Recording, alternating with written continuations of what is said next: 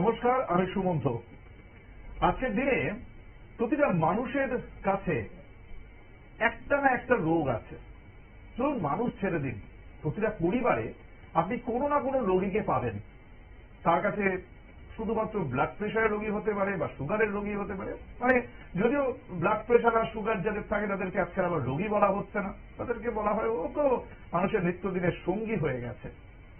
কিন্তু তারপরেও এমন নতুন নতুন এমন রোগেরও জন্ম হচ্ছে যে রোগের ওষুধ কি হবে না হবে সেগুলোকে নিয়ে অনেক কাটাছেঁড়া হচ্ছে। তো সেগুলোর সমাধান আমরা হয়তো অনেক সময় পেয়ে যাই, অনেক সময় পাই না। তো এরকম বিভিন্ন বিষয় নিয়ে আমাদের সমস্যা প্রতিদিন বাড়তে থাকে। মানসিকভাবে আমরা অনেকটা দুর্বল হয়ে পড়ি, তার জন্য ডাক্তারবাবুদের পরামর্শ নিই। ঠিক সেরকম ভাবে আজ আমি আপনাদের একটি নতুন রোগের নাম বলবো এবং সেখানে ডাক্তারবাবু পরামর্শ নেব।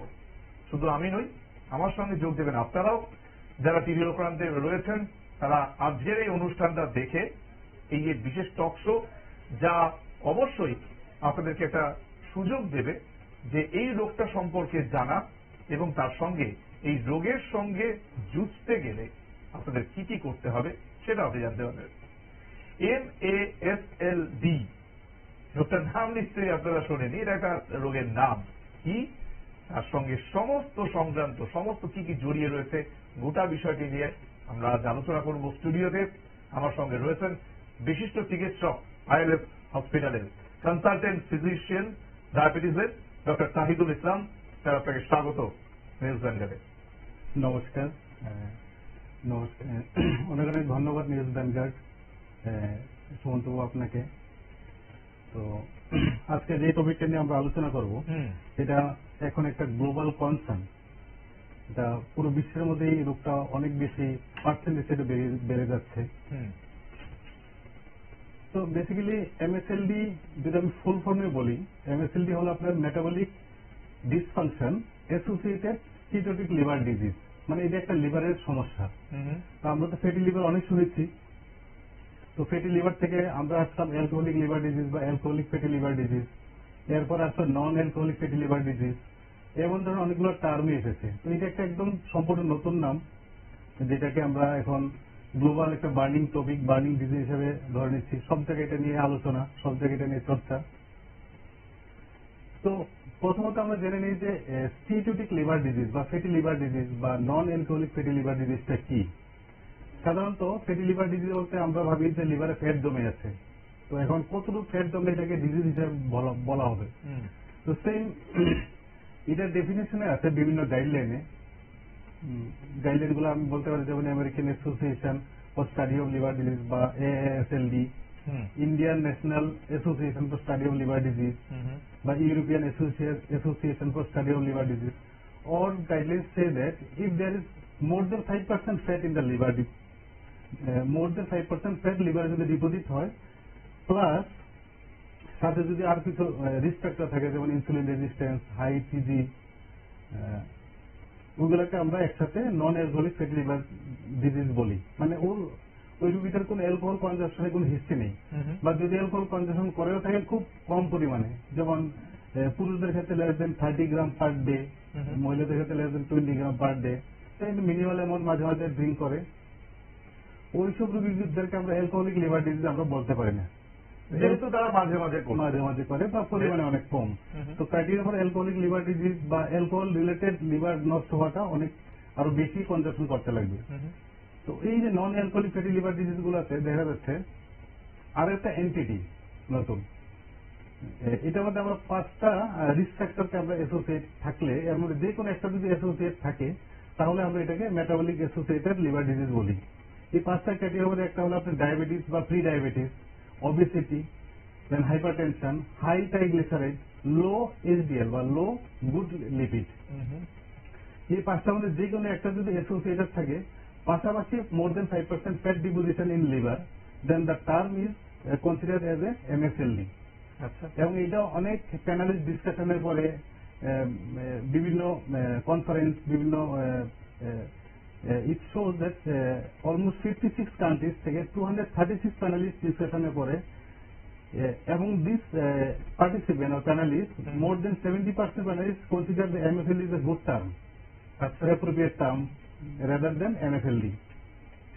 তো এই এমএসএলডি আর এনএফএলডি এর মধ্যে পার্থক্যটা ঠিক কি? NFLD is a fatty liver disease, more than আচ্ছা। 5% fat in the liver, plus any one of the risk factor, cardiometabolic risk factor. Cardiometabolic disease associated যদি থাকে with deposition of fat in the liver, then এটা হয়ে যায় metabolic liver disease or metabolic dysfunction যদি থাকে আর কি। তো metabolic dysfunction associated liver disease or metabolic dysfunction associated steatotic liver disease. Steatotic মানে ফ্যাট জমা, steatosis ফ্যাট জমা। যেমন তো এই ক্যাটাগরি তো অলরেডি আমি বললামই, ডায়াবেটিস বা pre diabetes, hypertension, high TG, low HDL বা ওবেসিটি, এইগুলো যদি অ্যাসোসিয়েট থাকে তখন টার্মটা এমএসএলডি হয়ে যায়। এখন এটা প্রিভিলেন্স ওয়ার্ল্ডের মধ্যে এত বেশি, এই রিস্ক ফ্যাক্টর প্লাস এনএফএলডি দেখা গেছে ওয়ার্ল্ডের মধ্যে 25% population are suffering from the MSLD, but in India it is 38.6%. In pediatric age group in India it is 35.4%. আর যাদের মধ্যে কিছু রিস্ক ফ্যাক্টর থাকে অন্য any other disease, metabolic disease বা kidney disease or thyroid or diabetes, তাদের মধ্যে this MSLD is 58.4%. ভারতে এটা পার্সেন্টেজ যদি আরেকবার বলেন। 38.6%. মানে এটা বিশ্বের মধ্যে আমরা কততম জায়গায় রয়েছে যদি দেখা যায়? আমার র্যাঙ্কিং তো করা হয়নি, বাট ইন্ডিয়াতে অনেক বেশি আছে গ্লোবালি। মানে আপনি বলতে চাইছেন যে মানে ভারতবর্ষের প্রভাবটা অনেকটা ছড়িয়ে পড়েছে। অনেক সরিবল ভারতবর্ষের প্রভাব না, বাট ইন্ডিয়াতেই patient, this type of category of patient is more in rather than other country. আচ্ছা, আদার কান্ট্রি মানে গ্লোবালি এই যে রোগটা এটা আবিষ্কার কি করে হলো? মানে যেটা আপনি একদম শুরুর দিকে বলছিলেন যে ফ্যাটি লিভার, যে শব্দটা আমরা শুনলেই মনে করি যে লিভারে ফ্যাট জমেছে, এবার সেটা কত পার্সেন্টেজ জমেছে সেটা একরকম, কিন্তু এই আবিষ্কারটা এটা একটা অদ্ভুত নাম এলো কিভাবে এমএসএলডি? এমএসএলডি দেখা গেছে যাদের ফ্যাটি লিভার ডিজিজ আছে এবং পাশাপাশি এই রিস্ক ফ্যাক্টর গুলো আছে, বা যেমন এই ক্রাইটেরিয়া গুলা kidney disease, diabetes, pre diabetes, hypertension, টিজি, ওদের মধ্যে হার্ট অ্যাটাক, ব্রেন স্ট্রোক বা কার্ডিওভাস্কুলার অ্যাক্সিডেন্ট বা কার্ডিওভাস্কুলার সিভি ইভেন্টস বলি আমরা মেডিকেল টার্মে, cardiovascular disease and cardiovascular accident গুলা is much more higher than the ওই পেশেন্ট গুলা, ওই ফ্যাটি লিভার পেশেন্ট গুলা যাদের মধ্যে এই রিস্ক ফ্যাক্টর গুলা নেই। তো to prevent this cardiovascular accidents or mortality or morbidity, this new term has come. So early detection and treatment, so that ওখানে আপনার less cardiovascular events, less mortality, less comorbidity. আচ্ছা, কিন্তু কিভাবে হয় এটা? Basically it's a lifestyle disease. আচ্ছা, lifestyle disease আমরা যদি ডায়াগনোসিসের ক্ষেত্রে বলি, যেমন এমএসএলডির মধ্যে আমরা একটা শর্ট ফর্মে আমরা একটা বানিয়ে রেখেছি, MSLD, M for metabolic dysfunction associated liver disease or steatotic liver disease, A for association of this 5 criteria, one of these 5 criteria, and then S for screening like FibroScan or sonography or liver function test, then L for lifestyle modification for management, and D for drugs like newer drugs, which we will be discussing later on. Okay. So basically এই ডিজিজটা নতুন কিছু না, এই ডিজিজটা ছিল, but to reduce the risk factor, to reduce the complication, this new entity has come, so that we can diagnose these patients early, the patients with this high risk factors like high TG, diabetes, hypertension, obesity, so that we can manage early and reduce cardiovascular events বা hypertension, heart attack বা brain stroke এগুলো থেকে যাতে আমাদের কমানো যায় আর কি percentage. তো আপনি লাইফস্টাইলের কথা বলছিলেন, মানে কি ধরনের লাইফস্টাইল হলে মূলত এটা চেপে বসে? আচ্ছা, তো এটা এই যে কি ধরনের লাইফস্টাইল হলে এটার পাশাপাশি ম্যানেজমেন্ট জিনিসটা এসেছে, যেমন আমরা less exercise, sedentary lifestyle, having high fatty food, having আপনার more carbohydrate rich food, taking less fruits, less protein, taking more junk food, যেগুলোতে ফ্যাট কন্টেন্ট বেশি থাকে, কার্বোহাইড্রেট রিচ ফুড যেগুলোতে আপনার গ্লাইসেমিক ইন্ডেক্স হাই থাকে, এগুলো থেকে সুগার বেশি হয়, তো আলটিমেটলি ওবেসিটি হয়, obesity causes insulin resistance, insulin resistance causes hyperinsulinaemia, তো আবার সুগার, হাইপোগ্লাইসেমিয়া এবং ওয়েট গেইন হয়। ইনডাইরেক্টলি এটা সাইকেল, এটা একটা cycle. No exercise, sedentary lifestyle, more then you will have pre diabetic symptom, pre diabetic লক্ষণগুলো থাকবে। তখন ইনসুলিন রেজিস্ট্যান্স তৈরি হবে, তখন আবার হাইপোগ্লাইসেমিক সিমটম আসবে, অতিরিক্ত খাওয়ার প্রতি আবার লোভ জেগে যাবে, আরো বেশি খাবে, আবার ওয়েট গেইন হবে, আবার সেই এভাবে চলতে চলতে ডিজিজ গুলো বাড়তে থাকে আর কি। মানে সাইকেলটা আপনি বলছেন যে ঘুরতেই থাকে, টাকাটা ঘুরতেই থাকে। তো cut this cycle, you have to go for exercise, you have to go for ketogenic diet, you have to reduce your weight. স্টাডিতে দেখা গেছে যদি কেউ সাপোজ এমএসএলডি স্টেজ গুলো বলে নি, মেটাবলিক ডিসফাংশন, এই এমএসএলডি থেকে কি হয় আপনার ফাইব্রোসিস, দেন সিরোসিস। সিরোসিস আমরা সবাই জানি যে লিভার একদম নষ্ট হয়ে যাওয়া, পেটে জল জমে যাওয়া, একদম এন্ড স্টেজ লিভার ডিজিজ। তো স্টাডিতে দেখা গেছে যে যদি কেউ 7 to 10% ওয়েট রিডাকশন করতে পারে তাহলে ফাইব্রোসিস রিগ্রেশন হয়, ফাইব্রোসিস রিকভারি হয়, আবার নর্মাল লিভার, হেলদি লিভার দিকে যেতে পারে। কিন্তু এই ওয়েট লসের কথা যেটা আপনি বললেন সেটা তো ডিপেন্ড করে হচ্ছে কার কত এজ বা তার কত হাইট, এগুলোর উপর ডিপেন্ড করছে। হ্যাঁ, এটা তো বিএমআই তে আমরা ক্যালকুলেট করতে পারবো। এখন বিএমআই তে বেসাল মেটাবলিক ইন্ডেক্স থেকে আমরা যদি মোর দেন 24.99 হয় তাহলে আমরা ওভার ওয়েট, মোর দেন 30 হলে ওবেস বলি। ইন্ডিয়াতে একটু ক্রাইটেরিয়া কম আছে। কখনো কি এটা হয়েছে যে ধরুন কারোর ওয়েট কম কিন্তু তারপরে এই রোগ হচ্ছে? ওবেসিটি ইজ ওয়ান ক্রাইটেরিয়া, আমি তো বললাম 5টা ক্রাইটেরিয়ার মধ্যে ওবেসিটি ওয়ান ক্রাইটেরিয়া। তো তাও ওবেস না, বাট টিজি খুব হাই আছে, ও খুব ফ্যাট কন্টেন্ট খায়, বা কোনো জেনেটিক প্রবলেম একটা টিজি হাই আছে, বা ওর ইয়ং হাইপারটেনশন থাকে অনেকে, তো হাইপারটেনশন প্লাস ফ্যাটি লিভার, তো আলটিমেটলি এমএসএলডি। তো ওবেসিটি ইজ ওয়ান ক্রাইটেরিয়া। তো পাশাপাশি আমি সেকেন্ডারি কজেস যেমন ডায়াবেটিস ট্রিটমেন্ট করতে লাগবে, হাইপারটেনশন ট্রিটমেন্ট করতে লাগবে, ডিসলিপিডিমিয়া বা টিজি হাই টিজি লো ইজি এগুলা ট্রিটমেন্ট করতে লাগবে। ওইগুলো ওবেসিটি ছাড়া আসে, ক্রাইটেরিয়াতে আসে আর কি। আচ্ছা, আমি আরেকটি জায়গায় আসবো, সেটা হচ্ছে যে T2DM, টাইপ 2 ডায়াবেটিস মেলাইটাস। হ্যাঁ, ডায়াবেটিস একটা ধরন শুনতে পেলাম, কিন্তু এই T2DM ব্যাপারটা আমরা সংক্ষেপে লিখি, বেসিক্যালি এটা টাইপ 2 ডায়াবেটিস মেলাইটাস। ওকে, ও লিখতে গিয়ে তাড়াতাড়ি লেখার জন্য এটা লেখা হয় আর কি। Type 1 diabetes, type 2 diabetes. আবার ডায়াবেটিস অনেকগুলো টাইপ আছে, আবার প্রেগনেন্সির সময় থাকে একটা জিডিএম, জেস্টেশনাল ডায়াবেটিস মেলাইটাস। আবার আরেকটা ডায়াবেটিস আছে maturity onset diabetes of young, বা আরেকটা আছে আপনার এগুলোতে অনেক অটোইমিউন ডিজিজ প্রবলেম থাকে ইনসুলিন এবং পেনকেসের মধ্যে, ওগুলোর কারণে ডায়াবেটিস হয়। তো টাইপ 1 যেটা একদম জন্ম থেকেই থাকে, এটার মধ্যে টোটালি পেনকেস থেকে ইনসুলিন তৈরি হয় না, বা কোনো autoimmune destruction of the pancreas beta cell যেখান থেকে ইনসুলিন তৈরি হয়, যেটা গ্লুকোজকে কন্ট্রোল করে, তো ওইটা এখন তৈরি হয় না, সেই জন্য সুগার বেড়ে যায়, তখন বাচ্চাদেরও আমরা ইনসুলিন দিতে লাগে। This is type 1। আর টাইপ 2 ডায়াবেটিস যেটা হয় এটা বেসিক্যালি আফটার 30, এখন আরো কমে গেছে, যেহেতু আমরা এখন পেডিয়াট্রিক এজ গ্রুপের মধ্যে আমরা ওবেসিটি দেখি, চাইল্ডহুড ওবেসিটি আমরা দেখি। আচ্ছা, তো চাইল্ডহুড ওবেসিটির মধ্যে এইগুলোর ক্ষেত্রে কেউ ইনসুলিন রেজিস্ট্যান্স বেড়ে যায়, মানে যতটুকু ইনসুলিন আমাদের লাগার কথা এতটুকু ইনসুলিন আমরা ইউজ করতে পারি না, this is call insulin resistance. এটাতে কি হয়, তারপরে সুগার বেড়ে যায় শরীরে। ইনসুলিন যেহেতু ইউজ করা যায় না, ইনসুলিনের কাজ সুগারকে নিয়ে সেলে ঢুকিয়ে দেওয়া, মেটাবলিজম বাড়িয়ে দেওয়া, গ্লুকোজকে আপটেক করা। এটা যেহেতু আমরা করতে পারছি না, তখন আলটিমেটলি হাইপারগ্লাইসেমিয়া হয়, দিস ইজ ডায়াবেটিস। এখন দেখা যায় 30 এর নিচেও টাইপ 2 ডায়াবেটিস মেলাইটাস পাওয়া যায়। তো টাইপ 2 30 এর নিচে পাওয়া যাচ্ছে, 30 এর নিচে এটা পাওয়া কিন্তু বেশ, তার মানে আপনি বলতে চাইছেন এটা অ্যালার্মিং।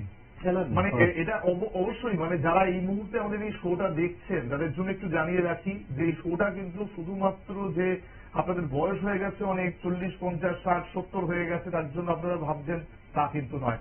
আজকের দিনে দাঁড়িয়ে ডাক্তারবাবু যেটা বলছেন যে লেস দেন 30 যাদের এজ, তাদের ক্ষেত্রেও কিন্তু এই রোগটা চেপে বসছে, অর্থাৎ এটা অ্যালার্মিং। সুতরাং আমাদের শোটা মন দিয়ে শুনুন, এবং অবশ্যই এই বার্তাটি আজকে যা যা আপনি পাবেন, যেগুলো আপনার আজকের দিনের আউটপুট, সেটা অবশ্যই আপনিও ছড়িয়ে দিতে পারেন আপনার আত্মীয় পরিজনদের মধ্যে, যাতে তাদের কাছেও সঠিক বার্তা যায়। ভয় না রেখে ডাক্তারবাবুদের সঙ্গে পরামর্শ করে, বিশেষ করে আইএলএস হাসপাতালের যে ডাক্তার আছেন আমাদের সঙ্গে আজকে, ডক্টর তাহিদুল ইসলাম, তার সঙ্গে পরামর্শ আপনারা করতে পারেন। আমরা আরো একবার আলোচনায় ফিরবো। ডাক্তারবাবু যেখানে ছিলেন। আচ্ছা, তো যেটা আপনি বলছিলেন টাইপ 2 ডায়াবেটিস মেলাইটাস, তো type 2 diabetes is a one cause for MSLD. মানে এটা আপনি বলতে গেছেন যে এর সঙ্গে যুক্ত মানে যদি ফ্যাটি লিভার ডিজিজ থাকে সাথে যদি টাইপ 2 ডায়াবেটিস মেলাইটিস থাকে তাহলে একে আমরা এমএসএলডি হিসেবে বলবো আর কি। মানে বেসিক্যালি আমাদের টপিক হলো ফ্যাটি লিভার ডিজিজ বা metabolic dysfunction associated liver disease. তো ওইখানে এই টপিকটা এত ইম্পর্টেন্ট কেন? আমরা অনেক পেশা এমন পাই যে বাড়ির মহিলা কখনো অ্যালকোহল কনজাম্পশন করেনি, হঠাৎ করে পেটে জল জমে গেছে, লিভার ফেলিওর চলে গেছে। তো কজটা কি? এই ধরনের রোগী আমরা স্টুডেন্ট থাকাকালীনও পেয়েছি, মানে পেশেন্ট পার্টি কমপ্লেন করে স্যার কখনোই তো অ্যালকোহল কনজিউম করেনি।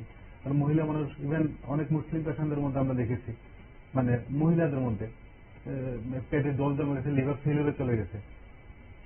এই কারণগুলোর খুঁজতে গিয়ে পাওয়া গেছে যে it is actually not alcohol liver injury, alcohol related liver injury না, ইট ইজ মেটাবলিক রিলেটেড। তো মেটাবলিক রিলেটেড মধ্যে high fat content diet, no exercise, having diabetes mellitus, having hypertension, dyslipidemia মানে লিপিড প্রোফাইল গুলো ঠিক না থাকা, এগুলো ঠিক না করা। তো এইগুলা থেকে লিভারে ফ্যাট জমতে থাকে। মানে আপনি বলতে চাইছেন যারা আজকের দিনে নেশা করেন না, মানে মদ্যপান করেন না, বা তাদের জন্য এটা হতে পারে, তাদেরও লিভার ড্যামেজ হতে পারে। এবং সেটার কারণ হচ্ছে অতিরিক্ত junk food consumption, no exercise. আচ্ছা, যদি কেউ জাঙ্ক ফুড যারা ভীষণ খেতে ভালোবাসে, তারপরে যদি তাদের এই রোগটা থেকে বাঁচতে হয় কি করতে হবে? Management of this MSLD is on 4 pillar. আচ্ছা, ম্যানেজমেন্ট আমি আসবো, তার আগে আপনি যেখানে ছিলেন বাঁচতে হয় বলতে তো ম্যানেজমেন্ট চলে যাবে, আমি ওইখানে তাহলে আসবো, কিন্তু তার আগে আপনি এটা ক্লিয়ার করে নিন যেখানে ছিলেন আপনি। তো তখনই এই যে রিসপেক্ট মানে তখনই খুঁজতে গিয়ে যে অ্যালকোহল ছাড়া লিভার ইনজুরি হতে পারে, then MSLD or NAFLD, non alcoholic fatty liver disease বা মেটাবলিক লিভার ডিজিজ মানে টার্মটা আছে আর কি। তো এই ক্ষেত্রে আমরা দেখতে পেয়েছি যে যাদের কমনলি যে ডিজিজ গুলা এই মেটাবলিক লিভার ডিজিজ সাথে অ্যাসোসিয়েটেড থাকে, এর মধ্যে সবচেয়ে বেশি পার্সেন্টেজ হল ওবেসিটি। যারা জাঙ্ক ফুড খায়, যারা ল্যাকটেজ করে, তো তাদের ডেফিনেটলি ওবেসিটি হবে। দেখা যাচ্ছে 90% of the patients are having obesity of this MSLD patient. 70% diabetic percent of the patients are having diabetes. হাইপারটেনশনের ক্ষেত্রে 68%, টিজির ক্ষেত্রে হাই টিজির ক্ষেত্রে 83% of the patients are having high TG. তো এই জন্য এই রিস্ক ফ্যাক্টর গুলো আমাদের ট্রিটমেন্ট করতে লাগবে। আমরা নর্মালি কি হয়, ফ্যাটি লিভার একটু হয়েছে মানে একটু ডায়েট করলে ঠিক হয়ে যাবে, অ্যাকচুয়ালি ডায়েট হয় না, কিন্তু এটা একটা অনেকগুলো প্রসেসে এই জিনিসগুলো করতে লাগবে এবং মেডিসিনও নিতে লাগবে। মেডিসিন না নিলেও কিন্তু আপনার ফ্যাটি লিভার ট্রিটমেন্ট করা যাবে, একটা স্টেজের পরে শুধু ডায়েট দিয়েও হবে না। তো ওই জিনিসগুলো জানতে লাগবে, এবং এই জিনিসগুলো বলতে গেলে আমি ম্যানেজমেন্টে পাঠিয়ে চলে আসবো আর কি। আচ্ছা, ম্যানেজমেন্টে কিন্তু আসবো, কিন্তু তার আগে কিন্তু জানতে চাইবো যে কিভাবে আমরা জানতে পারবো যে ফ্যাটি লিভার আমাদের মধ্যে জন্মেছে। যেমন এটা ম্যাক্সিমাম ক্ষেত্রে ইনসিডেন্টাল ফাইন্ডিং হয়। যেমন আমরা অন্য কোনো কাজে আমরা সোনোগ্রাফি করালাম, সোনোগ্রাফি কাজে grade 1 fatty liver, grade 2 fatty liver sonologist বা রেডিওলজিস্ট লিখে দিল। না, আমাদের শরীর, আমি বলতে চাইছি এটা লক্ষণ কি আসবে? লক্ষণ কি কি আসবে? লক্ষণের মধ্যে একটা তো হলো যে অতিরিক্ত মানে জল পিপাসা পাবে, হাংরি, অনেক টায়ার লাগবে, ফেটিক ফিল হবে, অতিরিক্ত খিদা পাবে। আচ্ছা, হ্যাঁ, খাওয়ার পরও খিদা মিটবে না, একটু আবার খাওয়ার ইচ্ছে হবে। এরপর অতিরিক্ত খাওয়ার পরে আবার অতিরিক্ত দুর্বল লাগবে, খাওয়ার পর মানে এনার্জি পাবে না। ইজি ফেটিগেবিলিটি যেটা বলে আর কি, ইজিলি ফেটিক হয়ে যাবে, একটু পরে পরে কিছু খাওয়ার ইচ্ছে হবে, তো খাওয়ার পরে আবার রেস্ট নেবে, রেস্ট নেওয়ার পরে আলটিমেটলি গ্লুকোজ ইউটিলাইজ হবে না, ইউটিলাইজ হবে, আবার হাঙ্গার ফিল হবে, ও আবার খাবে, আবার এভাবে সাইকেল চলতে থাকে আর কি। আচ্ছা, বেসিক্যালি ফার্স্ট সিমটম ইজ মানে উইকনেস, মানে দুর্বল হয়ে যাবে, সব ঠিকঠাক আছে, আমি তো সব কোনো কাজই করি না, এত দুর্বল লাগছে কেন ডাক্তার বুঝতেই পারেনি, তেমন ধরনের কমপ্লেন নিয়ে অনেকে আছে। সোনোগ্রাফি যদি আমরা করি তাহলে পেট তো একটু ভরা ভরা লাগে, হ্যাঁ, ইদানিং কিছু একটু খাওয়ার পরে পেট ভরা ভরা লাগে, তো কি জানি হয়েছে, মানে এনার্জিও পাই না। তো তখন আমরা এলএফটি লিভার ফাংশন টেস্ট করাই আর সোনোগ্রাফি করাই। সোনোগ্রাফিতে গ্রেড 1 ফ্যাটি লিভার পাওয়া যায়, বা গ্রেড 2 পাওয়া যায়, গ্রেড 3 পাওয়া যায়। তো according to this report we start treatment, এইভাবে শুরু হয় আর কি চিকিৎসা। আর মানে সেটা কি একমাত্র পথ হচ্ছে এই সোনোগ্রাফি করানো, নাকি আরো অনেকগুলো টেস্ট আছে? তো যখন আমরা সোনোগ্রাফিতে ফ্যাটি লিভার বা এলএফটিতে ডিরেঞ্জ লিভার এনজাইম গুলো পাই, তখন আমরা এটাকে আরো কনফার্ম করার জন্য নতুন কিছু টেস্ট বেরিয়েছে। একটা আছে গুগলের মাধ্যমে আমরা অনলাইনে টেস্ট করতে পারি, লিভার ফাংশন, প্লেটলেট কাউন্ট এবং পেশেন্টের এইজ দিয়ে যদি আমরা এটাকে ক্যালকুলেট করি, এটাকে বলে CIS-4 ইন্ডেক্স। আপনারা দেখতে পাবেন গুগলের মধ্যে যে আপনার কাছে AST/ALT আর প্লেটলেট কাউন্ট যদি থাকে, তখন আপনি এটা যদি এই রেশিওটা যদি লেস দেন 1.3 হয়, then very less chance of fibrosis, liver নষ্ট হওয়া, লিভার শক্ত হয়ে যাওয়া, যেটা ফাইব্রোসিস। আর if it is more than 2.67, then high chance of fibrosis. এটা আমরা নিজে ঘরে বসে বা এই ক্যালকুলেট দিয়ে CIS-4 ইন্ডেক্স দিয়ে করতে পারি। দেন এর থেকে আরো অ্যাডভান্স এখন এসে যেমন ভাইব্রেশন কন্ট্রোল ইলেকট্রোগ্রাফি, এটা নন ইনভেসিভ টেকনিক। কিছুটা সোনোগ্রাফির মতোই একটা প্রোব লাগিয়ে লিভারের এরিয়াগুলোকে আমরা দেখা হয়, মানে লিভার স্টিফ হয়ে গেছে কিনা, লিভার শক্ত হয়ে গেছে কিনা দেখা হয় আর কি। তো লিভার শক্ত হয়ে যাওয়াই লিভার স্টেজিং, মানে ফাইব্রোসিস হচ্ছে। তো ফাইব্রোসিস পরে সিরোসিস, মানে লিভার একদম আর্কিটেকচারে নষ্ট হয়ে যাওয়া। তো এই ইলেকট্রোগ্রাফি বা ফাইব্রোস্ক্যান, এখন প্রায় ডাক্তারের চেম্বারে ফাইব্রোস্ক্যান ফ্রিতে বা কিছু টাকার বিনিময়ে করা হয় টু ডিটেক্ট দিস, মানে লিভার ফাইব্রোসিস ও সিরোসিস হয়ে গেছে কিনা আর কি। আচ্ছা, তার মানে এখনো পর্যন্ত যেখানে আমরা আসলাম তা হলো যে মানুষের মধ্যে এই ধরনের রোগগুলো বাসা বাঁধছে, তার মূল কারণ হচ্ছে যে প্রতিদিন, মানে মদ্যপান সবসময় কারণ নয়। মদ্যপান কেউ হয়তো অল্প করেন, কেউ বেশি করেন, কিন্তু মূলত যে বিষয়টা হচ্ছে যে ডেইলি যে লাইফস্টাইল আমরা মেনটেন করছি, সেখানে জাঙ্ক ফুডের পরিমাণ বেড়ে যাচ্ছে। এবং জাঙ্ক ফুড বাড়ার পাশাপাশি অনেক ক্ষেত্রে আমরা হয়তো এক্সারসাইজ করছি না, আমরা অনেক বেশি মানে আরামদায়ক একটা সুখী জীবন কাটানোর একটা চেষ্টা করছি, কিন্তু আদতে যে আমরা সুখ, যে সাময়িক যে শব্দটা ব্যবহার করে, সুখ সবসময় সাময়িক হয়, এটা হয়তো আমরা ভুলে যাচ্ছি, যার পর এই ধরনের রোগগুলো আরো চেপে ধরছে। খরচ বাড়ছে মেডিসিনের ওপর, এবং তার জন্য হয়তো আপনাকে প্রতিদিন ডাক্তারের কাছে, কখনো ওষুধের দোকানে, কখনো ডায়াগনস্টিক সেন্টারে সেখানে যেতে হচ্ছে, বিভিন্ন খরচপাতিও বাড়ছে। তো খরচপাতিও কমান, নিজের শরীরকে সুস্থ রাখুন। ডাক্তারবাবু যেটা বলছে, এখন একটা ইম্পর্টেন্ট স্টেজে আসছি, মন দিয়ে শুনুন ডাক্তারবাবু। যেটা একটু আগে আমরা আলোচনা করতে যাচ্ছিলাম, ম্যানেজমেন্ট। তো ম্যানেজমেন্টের পার্টগুলোতে আমি বলতে শুরু করেছিলাম যে 4টা পার্টে আমরা ইয়ে করি। একটা হলো লাইফস্টাইল মডিফিকেশন, নেক্সট হলো আপনার ফার্মাকোথেরাপি, দেন ওয়েট রিডাকশন, এটা হলো আপনার বেরিয়াট্রিক সার্জারি। ওকে, এই 4টে জিনিস আপনি বলেছেন, কি কি একটু যদি ভেঙে ভেঙে বলেন। যেমন লাইফস্টাইল মডিফিকেশন, আমাদের প্রথমত আমাদের ইনক্রিজ ফিজিক্যাল অ্যাক্টিভিটি খুব বাড়াতে লাগবে। তো প্রি ডায়াবেটিসের ক্ষেত্রে আমরা minimum 30 minute mild to moderate exercise বা ওয়াকিং আমরা বলি। যাদের কার্ডিওভাস্কুলার রিস্ক ফ্যাক্টর থাকে, হার্টের সমস্যা থাকে বা কিডনি, তাদেরকে জাস্ট হাঁটতে বলি, নট টু রান, মানে বেশি দৌড়াতে লাগবে না, but only 30 minute walking, so that to reduce calorie content of the body. তো এটা একটা physical activity according to age সবাই যার মতো করবে, কেউ সাইক্লিং করতে পারে, সুইমিং করতে পারে, জগিং করতে পারে, but it should be 30 minutes per day according to American Diabetic Association. এটা এক্সারসাইজের গাইডলাইন। ওইটাতে 30 minutes per day 5 days a week, বা 150 মিনিট পার উইক মিনিমাম একটা এক্সারসাইজ করা উচিত। পাশাপাশি আমাদের ওয়েট রিডাকশনের প্রতি আমাদের ধ্যান দেওয়া উচিত, ডায়েটারি মডিফিকেশন করতে লাগবে। আমরা লো গ্লাইসেমিক ইন্ডেক্স ফুড, মানে যেই খাবারগুলো আমাদের সুগারের কন্টেন্ট কম, ওইগুলাতে আমরা ধ্যান দিতে লাগবে, মানে লো কার্ব, হাই প্রোটিন, এগুলাতে আমরা ধ্যান দিতে লাগবে। সো আমাদের ওগুলাতে আমাদের বেশি ক্যালোরি কনজাম্পশন না হয়, কারণ কার্বোহাইড্রেট ক্যালোরি কনজাম্পশন বেশি, বাট আমাদের মেল নিউট্রিশন যাতে না হয়। মানে আপনি বলতে চাইছেন এই যে ভাত, ডাল, রুটি, যেগুলো কার্বসের পরিমাণ বেশি রয়েছে, সেগুলোকে আমাদের বাদ দিতে। কিন্তু ডালের মধ্যে তো আমরা জানি প্রোটিনও রয়েছে। না, প্রোটিন বাদ দিতে বলিনি আমি, মানে কিটোজেনিক ডায়েট হলো আপনার low carb high protein diet, ওইটা করতে বলেছি, যেটা আমাদের লো কার্ব, বিকজ কার্বোহাইড্রেটের মধ্যে আমাদের গ্লুকোজ কন্টেন্ট বেশি থাকে। আর যারা MSLD পেশেন্ট, ওদের অলরেডি ইনসুলিন রেজিস্ট্যান্স থাকে, ওদের ইনসুলিন ব্যবহার করার শক্তি কম থাকে।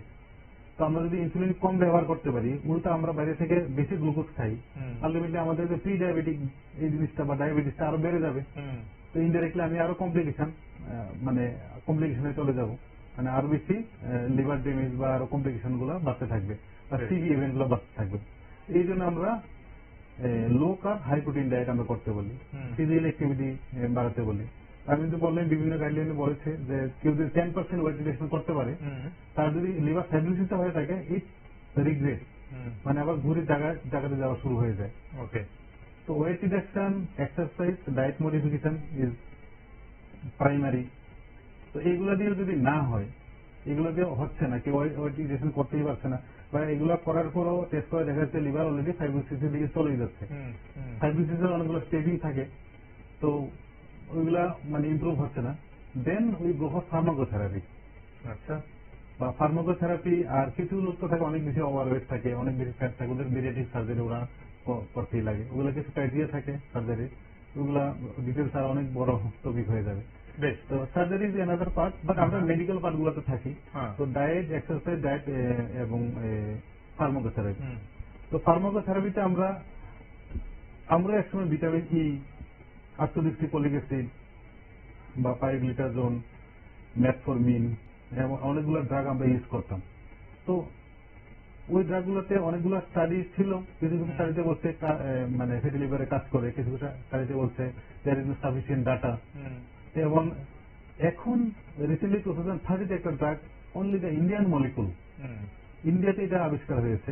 ইন্ডিয়ান নিউ কেমিক্যাল এন্টিটি বলে যখন এটা কোনো ফার্স্ট ড্রাগ যখন ডিসকভারি হয় আর কি, দ্যাট ইজ সেরোগ্লিটাজার, বা আমরা এটা গুড গ্লিটাজার বলতে পারি।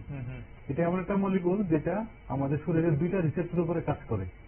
এই দুইটা রিসেপ্টরের ইনহিবিশন বা কাজ ঠিক মতো না হওয়ার কারণে আমাদের ফ্যাটি লিভার হয়, আমাদের সুগার হয়। তো এটা এই রিসেপ্টর গুলোকে আমরা বলি ডুয়েল পিপার এগোনিস্ট। এগোনিস্ট মানে হেল্প করা, স্টিমুলাস করা আর কি। তো পিপার মানে peroxisome proliferator activated receptor, alpha and gamma. এই আলফা রিসেপ্টরটা আমাদের থাকে হার্ট, কিডনি, মাসেল, লিভার এগুলোতে থাকে। এবং এই আলফা রিসেপ্টর গুলো ফ্যাট মেটাবলিজমে হেল্প করে, ফ্যাটি অ্যাসিড ব্রেকডাউনে হেল্প করে এবং ট্রাইগ্লিসারাইড কমাতে হেল্প করে। তো এই মলিকুলটা, এই সেরোগ্লিটাজার যেটা আমরা বলেছি, এই মলিকুলটা এই আলফা রিসেপ্টরকে স্টিমুলাস করে বা এগোনিস্ট করে। এতে গিয়ে টিজি কমিয়ে যায়, লিপিড মেটাবলিজম ভালো হয়। আর একটা গামা রিসেপ্টর আছে যেটা এডিপোস টিস্যুতে থাকে, ওইটা কি করে ইনসুলিন সেন্সিটিভিটি বাড়ায়, যেটা রেজিস্ট্যান্স ছিল রেজিস্ট্যান্স কমায়, গ্লুকোজ মেটাবলিজম ঠিক করে, গ্লুকোজ আপটেক বাড়ায়। না আমি বুঝলাম, কিন্তু এই যে এগুলো হচ্ছে সম্পূর্ণ যেটা আপনি বলছেন এত এক্সপ্লেন করে, কিন্তু এর মধ্যে যে মানুষের কাছে হয়তো এখনো পর্যন্ত অতটাও ডিপে গিয়ে আমরা বুঝতে পারি না সবসময় যে মেডিকেল টার্মস গুলো আপনি ইউজ করছেন। তো ট্রিটমেন্টের ক্ষেত্রে মূলত আপনি যেগুলো বলছিলেন, তো সেইগুলোতে এমন কি কি রয়েছে, এগুলোতে কোনো সার্জারির প্রয়োজন হয়, এগুলোতে কি করতে হয়, ট্রিটমেন্টটা কিভাবে হয়, যদি একটু খুব মানে একদম সহজ ভাষায় যদি বলেন। সহজ ভাষায় আমরা ফার্মাকোথেরাপিতে আমরা বিলিভ করি এখনো। বেশ। ফার্মাকোথেরাপিতে আর সিরিয়াস হয়ে গেলে তো তখন আর কিছু করার থাকে না। তো আমরা আছি যাতে সিরোসিস না হয়, এন্ড স্টেজ লিভার ডিজিজ না হয়, লিভার যাতে নষ্ট না হয়, ওই স্টেজটা আটকানোর জন্য আমাদের এই টপিক, মানে আমাদের এই মলিকুলের আবিষ্কার। তো ফাইব্রোসিস থেকে রিগ্রেশন করা যায়, আপ টু ফাইব্রোসিস অব্দি লিভার আবার ঘুরে জায়গাতে আসতে পারে। একবার সিরোসিস হয়ে গেলে এটা জায়গাতে আসা মানে খুব রেয়ার, আমি দেখিনি। অনেক এমন পেশেন্ট দেখেছি সিরোসিসের পেটে জল জমে যায়, কিছু পর জল বের করতে লাগে। এই সমস্ত ফেসিলিটিস যেগুলো আপনি বলছিলেন, যেগুলো মাফ করবেন, ট্রিটমেন্ট গুলো যেগুলো বলছিলেন, সেগুলো কি আইএলএস হসপিটালে আছে? হ্যাঁ আছে। তো আইএলএস হসপিটালে যদি মানে আগরতলার কথা আমি যদি স্পেসিফিক্যালি বলি, তাহলে সেখানে যদি ট্রিটমেন্ট করানোর প্রয়োজন হয়, কখনো যদি আপনাদের মতন যারা চিকিৎসকরা রয়েছেন তাদের সঙ্গে কনসাল্ট করার প্রয়োজন হয়, কি করতে হবে তাদের, কিভাবে তারা এগোতে পারেন, আর কি লক্ষণ হলে সবার আগে আপনাদের কাছে যেতেই হবে ম্যান্ডেটারি?